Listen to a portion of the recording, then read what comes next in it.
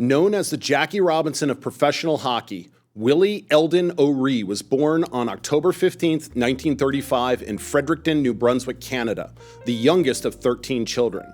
O'Ree's grandparents fled slavery in the United States via the Underground Railroad for Canada, and his family was one of only two black families living in Fredericton at the time. O'Ree started playing hockey at age 3, and he instantly had a passion for the game. O'Ree played regularly on the backyard rinks of his family home and skated to school when weather permitted.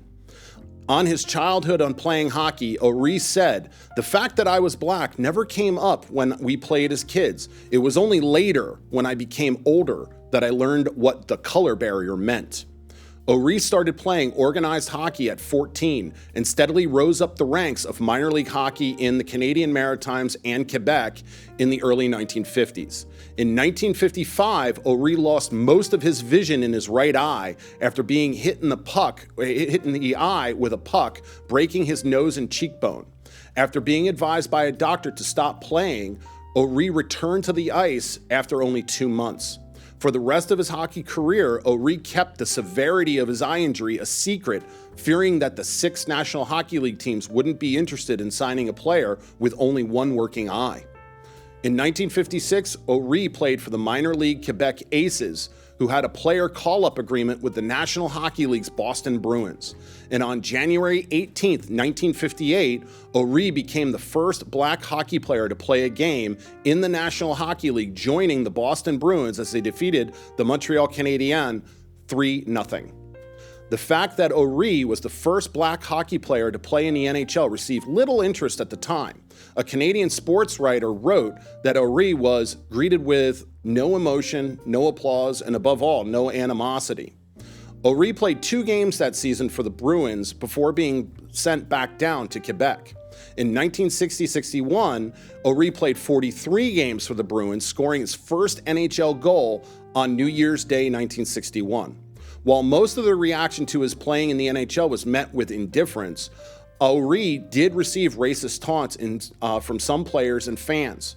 One such incident in Chicago resulted in a bench-clearing brawl between the Bruins and home Blackhawks after several Hawks players used racist taunts towards O'Ree, and a Blackhawks player speared O'Ree with his stick, knocking several of O'Ree's teeth out.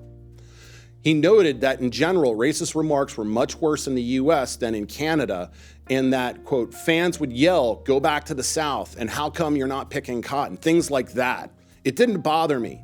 I just wanted to be a hockey player, and if they couldn't accept that fact, that was their problem, not mine.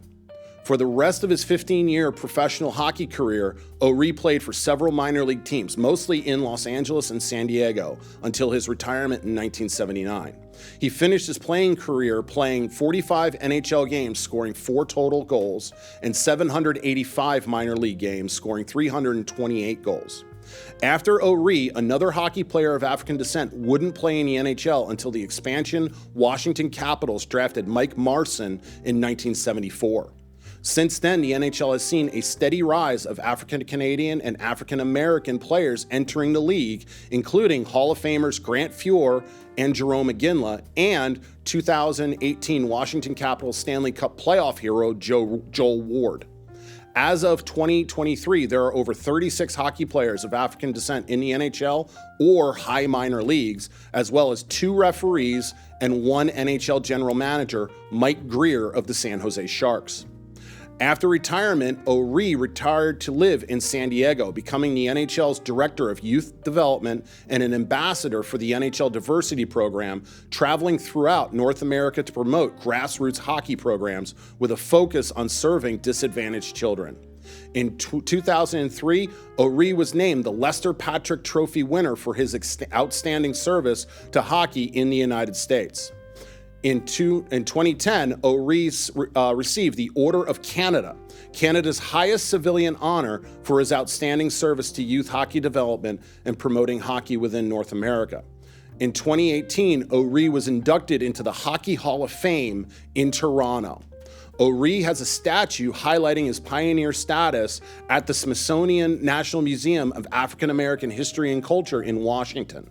In 2022, O'Ree's number 22 jersey was forever retired by the Boston Bruins, and a banner was raised to the rafters honoring him next to Bruins greats such as Bobby Orr and Ray Bourque and Boston Celtics greats Bill Russell and Larry Bird.